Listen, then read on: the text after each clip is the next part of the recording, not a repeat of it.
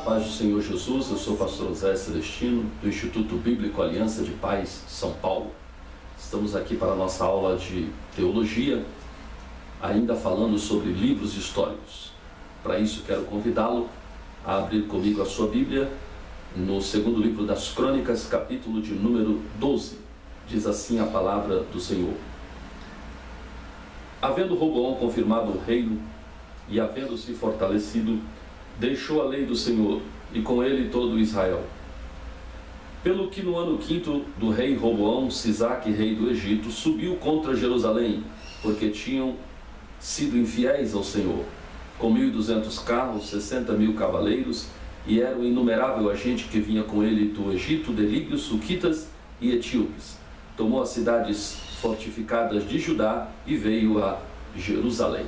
Somente até o versículo de número 4, para falar um pouquinho, e esse é o tema da nossa aula, sobre essa transição entre Salomão, Roboão e a divisão dos reinos. Muito bem. Primeiro gostaria de lembrar que Israel foi unido como nação governada por reis durante 120 anos. 120 anos. Destes 120 anos, 40 deles foram governados por Saul, mais 40 por Davi, sendo que esses 40 anos que Davi governou, 33 anos foram em Jerusalém e 7 anos em Hebrom.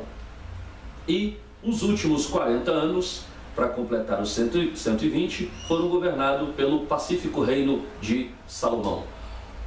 No final do governo de Salomão, Salomão não guardou os caminhos de Davi seu pai, permitindo que se erguesse altares às suas mulheres. Ele desagradou profundamente ao Senhor, pelo que o Senhor usou o profeta para dizer-lhe que Deus haveria de rasgar-lhe o trono no meio, e que só não o faria nos seus dias por conta de um compromisso que Deus tinha com Davi seu pai, mas que no reinado do seu filho Deus cumpriria então esta promessa. E assim aconteceu. Logo após a morte de Salomão, inicia-se então o governo de Roboão. Roboão era filho de Salomão, o descendente legítimo da casa de Davi. Só que no reinado de Roboão aconteceu algumas coisas motivadas por um outro personagem importante, que é muito famoso nas escrituras a partir desta citação, que é o Jeroboão, o tal de Jeroboão, filho de Nebate, que virou um ícone de maus reis e de homens sem compromisso com Deus. Entretanto, vale lembrar de onde e como iniciou a história do Jeroboão. Como é que Jeroboão entra em cena? Durante ainda o governo de Salomão, Deus fala, usando um profeta, com Jeroboão, filho de Nebate, dizendo a ele que ele seria elevado a rei de Israel. Só que Jeroboão não conseguiu entender o tempo de Deus, diferentemente de Davi, lá atrás, como nós vimos na aula anterior. O Jeroboão não conseguiu entender o tempo de Deus, de modo que ele resolve insurgir contra o reino de Salomão, de modo que Salomão quer matá-lo. Ele, para não morrer pelas mãos de Salomão, ele foge para o Egito. Fica no Egito até a morte de Salomão. Quando Salomão morre, que Roboão assume o trono, o Jeroboão volta. Quando ele volta, ele passa também a liderar um grupo de pessoas que estavam descontentes com o governo do Salomão. Descontentes pelos seguintes motivos. Durante o governo de Salomão, para conseguir equacionar as contas da casa real, das 1.000 mulheres, era um harém poderosíssimo que Salomão tinha, de toda a riqueza e o luxo daquela casa, foi necessário um arroxo fiscal muito importante, de modo que os impostos, a carga tributária de Israel era pesadíssima, de modo que Jeroboão vem como uma espécie de um líder de um grupo de revoltosos e vem falar com o novo rei. E quando eles encontram com o Roboão, eles fazem a sua petição. E Jeroboão disse para Roboão: o teu pai nos castigou com impostos muito pesados. Nós fomos, e não era uma mentira, era verdade. O seu pai castigou-nos com impostos muito pesados. E Roboão olha para Jeroboão e disse: qual é o vosso pedido? E ele diz assim: o nosso pedido é um só: alivia-nos a carga. Eu fico olhando essa expressão e eu acho que essa expressão ela é tão atual, apesar de fazer milhares de anos que isso aconteceu. Alivia-nos a carga. E o Roboão disse: então ide, e dentro de 3 dias vocês voltam para que eu lhes dê a resposta. E durante esses 3 dias, o Roboão, rei de Israel, descendente legítimo de Davi, ele se aconselha com 2 grupos. O primeiro grupo é o grupo dos anciões. E no grupo dos anciões lideram a seguinte lição, ou a seguinte recomendação: olha, Roboão, nós não vamos dizer quanto o senhor tem que abaixar de impostos, quanto o senhor tem que diminuir a meta de superávit, não vamos lhe dar quanto tem que ser a taxa de juros, não vamos lhe dizer absolutamente nada acerca disso. Isso é prerrogativa sua. Mas nós vamos dar um conselho de ancião.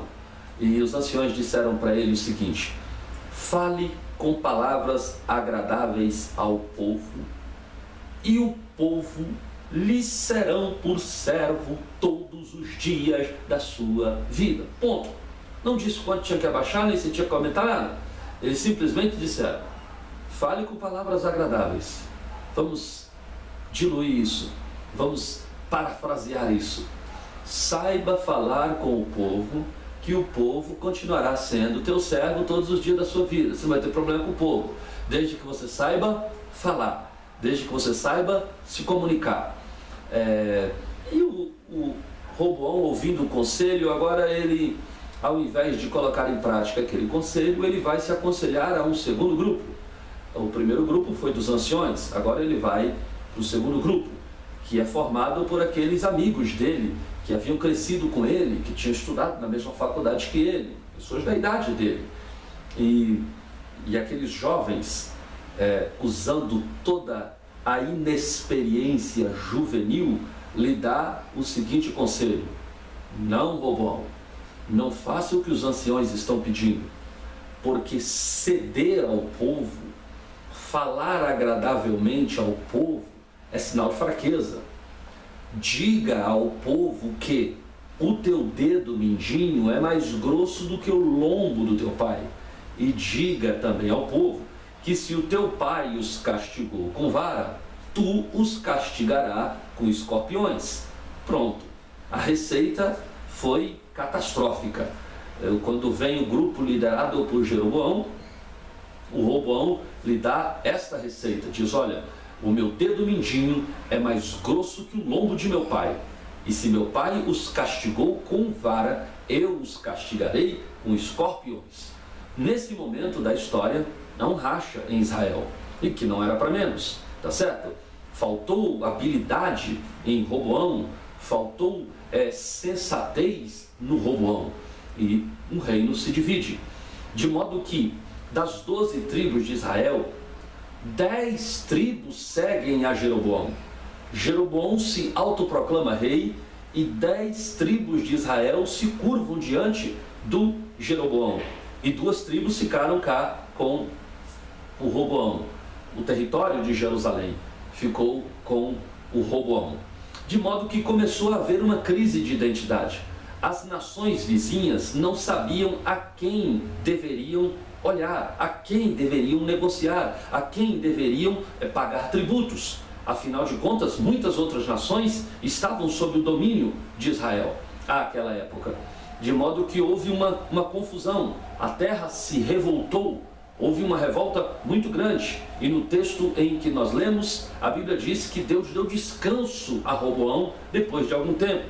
O texto diz: e havendo Roboão se fortalecido, e havendo Roboão confirmado o reino, e havendo se fortalecido, deixou a lei do Senhor, e com ele todo o Israel.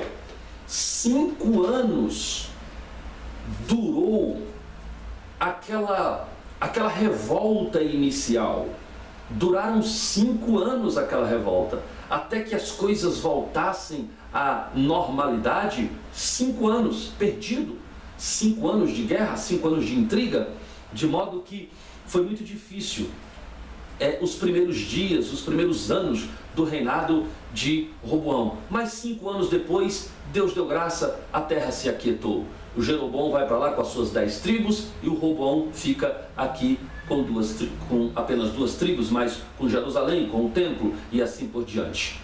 Nesse momento da história, começam a acontecer outros problemas que se desencadearam depois desse. Primeiro, que o Jeroboão, ele faz a sua capital em Samaria.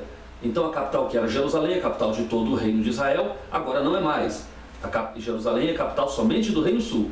Agora a capital do reino governado por Jeroboão passa a ser Samaria. Ele faz a sua capital em Samaria. Só que o problema é que o templo do Senhor estava em Jerusalém. Os sacerdotes do Senhor estavam e residiam nos arredores de Jerusalém. De modo que passou-se a ter uma dificuldade muito grande. Como é que vai ser o culto? As pessoas sairão lá das suas tribos e virão para Jerusalém? Será que o Jeroboão vai permitir que as pessoas passem por Jerusalém e vejam a prosperidade de Jerusalém e assim por diante? Jeroboão toma uma outra atitude. Foi aí que ele começou espiritualmente a se desequilibrar, a meter os pés pelas mãos, que foi no momento em que ele constrói então um tabernáculo paralelo em Samaria, né? Tabernáculo paralelo em Samaria. Então todos os utensílios que tinham em Jerusalém, que eram os utensílios santos do Senhor, os legítimos, o que Jeroboão faz? Ele faz uma cópia deles para o seu culto em Samaria. Então faz um lugar de adoração em Samaria, faz um altar paralelo em Samaria, de modo que as pessoas não precisavam adorar a Deus em Jerusalém, eles poderiam adorar em Samaria, mas os utensílios eram falsos, o tabernáculo era falso, o altar do holocausto era falso, a mesa dos pães era falsa, a arca da aliança era falsa, tudo era uma cópia, de modo que com utensílios ilegítimos é que Jeroboão queria fazer um culto ao Senhor. Agora vem o segundo problema espiritual. Os cantores e os sacerdotes, os oficiais, os levitas que atuavam em Jerusalém, não foram permitidos que eles viessem atuar em Samaria, de modo que é feita uma nova geração de sacerdotes, sacerdotes que não obedeciam à linhagem de Arão, sacerdotes que não tinham o compromisso que o sacerdote de Jerusalém tinha. Eles pegavam os sacerdotes quase que a laço para fazê-los sacerdotes em Samaria. De modo que os cantores também, tinha os cantores de Jerusalém e cantores de Samaria. E toda essa mistura, fazendo esses ingredientes, melhor dizendo, de sacerdotes, levitas e oficiais ilegítimos, com utensílios igualmente ilegítimos. Foram feitos então um culto ao Senhor, mas um culto ao Senhor com atores ilegítimos e utensílios ilegítimos produziam fogo, mas esse fogo não era legítimo, esse fogo era igualmente ilegítimo. Trazendo para os nossos dias, até hoje nós vemos isso acontecer. Tem muitas pessoas que olham para determinadas igrejas e dizem: não, mas tem tudo que tem na minha, lá tem pastor como tem na minha, lá tem ensino como tem aqui, lá tem isso, mas são elementos falsos. Então quando os atores que fazem parte de uma liturgia de culto ao Senhor, eles não são legítimos, logo o fogo produzido por esse culto não será também um fogo legítimo. E foi o que aconteceu com Samaria, de modo que o culto ao Senhor ficou deteriorado, o culto ao Senhor ficou atrapalhado, porque os sacerdotes, os levitas, os oficiais não eram legítimos diante do Senhor. Então, amados, precisamos entender que para se ter um culto legítimo ao Senhor, é necessário que todos os atores que fazem parte daquele ritual também sejam santos e legítimos diante do Senhor. Muito bem. Continuando, o problema agora também passou a ser o problema profético, porque os profetas que eram usados por Deus no Reino Norte não tinham bom trânsito no Reino Sul, e vice-versa. Então, Deus, entendendo esta barreira divisória que existia entre Reino Norte e Reino Sul, Deus usa profetas lá e usa profetas cá. Então, recapitulando para que você entenda, Israel ficou dividido em dois reinos. Roboão era o descendente legítimo de Davi, ficou com Jerusalém, ficou conhecido como Reino Sul, ou na Bíblia também, quando você vê escrito Judá, Deus falando a Judá, Deus está falando sobre esse Reino Sul. Então, Reino Sul e Judá ficaram desse lado, de modo que o Reino Norte, ou Israel, ficou sendo conhecido o reino governado por Jeroboão, que aglutinava as 10 tribos, então ficou conhecido como Israel, era a maior parte, tá certo? Ou também conhecido como o Reino Norte. Então, sempre que você vê os profetas profetizando acerca do Reino Norte, você está ouvindo profetas profetizar acerca dos reinos, ou do rei governado, dos reinos governados por Jeroboão e por sua descendência. Quando você ouvir falar sobre Reino Sul ou Reino de Judá, você vai estar falando, o profeta vai estar profetizando acerca dos reis que descenderam de Davi. Dividiu Reino Norte, Reino Sul. Capital ficou em Jerusalém e a outra capital ficou em Samaria. Agora começou a ter uma intriga entre os próprios irmãos judeus, de modo que os judeus do Reino Norte não se comunicavam com o Reino Sul. Do Reino Norte era chamado de samaritanos, por isso que os samaritanos não se comunicavam com os judeus de Jerusalém, apesar de serem todos irmãos. Lá na frente, quando Jesus vai encontrar a mulher no capítulo 4 de João, lá na beira do poço, ele faz menção a essa divisão histórica que existia entre os judeus de Jerusalém e os judeus de Samaria. Então, ainda dentro dessa divisão, passava a ter um problema profético. E eu gostaria de explicar uma coisa importante sobre profecia. O que é a profecia e para que serve a profecia? O profeta é um sujeito que, pelo menos em tese, e, aliás, obrigatoriamente, tem que ser alguém com muita comunicação com Deus. Tá certo? De modo que Deus usa o profeta para falar a alguém que não tenha a mesma comunhão que o profeta tem. Então o profeta dá uma comunicação, um link direto com Deus, com uma afinação de sensibilidade perfeita com Deus. E aquele a quem o profeta dirigirá a sua palavra não tem a mesma afinação, porque se tivesse a mesma afinação, Deus não precisaria falar com ele através do profeta, Deus falaria com ele através dele mesmo. Então, em tese, o profeta é o sujeito que está mais conectado com Deus do que os demais, do que o que vai receber a profecia. Então, por exemplo, para te dar um exemplo mais claro para você entender, se eu estou conectado com Deus perfeitamente e você não está, Deus vai usar a minha vida para falar com você em profecia, porque você não tem a mesma comunicação que eu tenho, porque se você tivesse, qual seria a razão que Deus iria me usar para falar contigo? Pelo contrário, Deus falaria direto a você. Então, quanto mais desconectado for o povo, maior a necessidade de um profeta. Vou repetir: quanto mais desplugado em Deus nós estivermos, mais será necessário a figura de um profeta. Afinal de contas, Deus não pode falar com alguém que não está conectado com Ele, mas Deus quer falar, e quando Deus quer falar a alguém que não está conectado com Ele, então Deus fala através do profeta. Ok? Então, entre o Reino Norte e o Reino Sul, historicamente, o Reino Sul passou a ser governado por reis mais tementes a Deus, ao passo que os reis que descenderam da linhagem de Jeroboão, filho de Nebate, eram reis que não tinham conexão com Deus. E no Reino Norte, o Baal tomou conta. Os reis do Reino Norte casaram-se com Baal, com Baalins, com Astarote e com os deuses da terra daquela época. De modo que Deus tinha uma necessidade de falar muito grande com as duas nações, mas tinha mais necessidade de falar com o Reino Norte.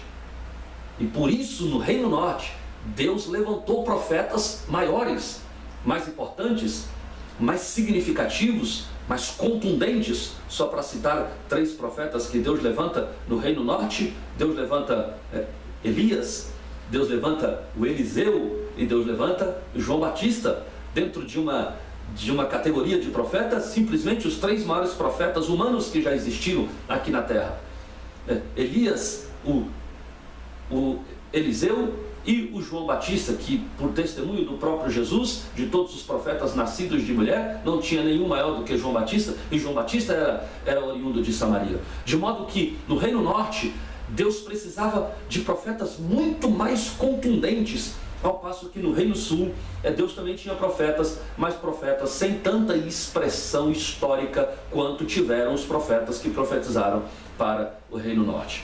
Muito bem. Quando nós temos conexão com Deus, a necessidade de profeta é diminuída. Eu vejo crentes orando e dizendo: Deus, envia profeta para falar comigo, quando na verdade ele diria: Deus, aproxima-te de mim, me dá comunhão contigo mais próxima, a ponto de eu ouvir aquilo que eu preciso ouvir, que o Senhor possa ministrar no meu coração, na minha mente, aquilo que eu necessito. Mas muitos de nós, ao invés de buscarmos essa aproximação com Deus, preferimos a aproximação do profeta. Então, quando nós ouvimos palavra através de um profeta, é porque Deus não achou no nosso coração um lugar, uma conexão em nós, a fim de falar exclusivamente conosco a partir de nós mesmos, da nossa mente. Amém? Eu me lembro de uma história que aconteceu com Moisés, quando a Bíblia diz que Deus mandou Moisés tirar do espírito dele e colocar sobre 70 homens em Israel, e a Bíblia diz que eles começaram a profetizar. Olha que unção extraordinária tinha o Moisés. Eles começaram a profetizaram o dia inteiro. Quando foi no final da tarde, 68 deles pararam, 2 continuaram profetizando. O Josué viu aquilo e meio que enciumado por causa da liderança do Moisés, e só o Moisés que podia ser de Deus, e ele disse para Moisés: Moisés, todos pararam, mas tem 2 que ainda estão profetizando, quer que eu mande para